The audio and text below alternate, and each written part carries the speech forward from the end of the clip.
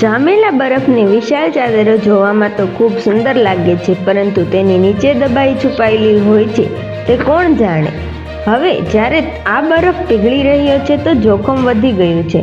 વૈજ્ઞાનિકોએ જે ચેતવણી જાહેર કરી છે તે ચિંતાજનક છે.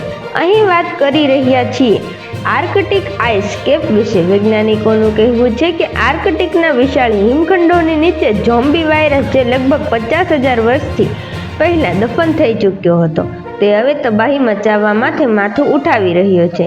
ધ ગાર્જિયનના રિપોર્ટ મુજબ આ વાયરસ વૈશ્વિક સ્તરે તબાહી મચાવી શકે છે.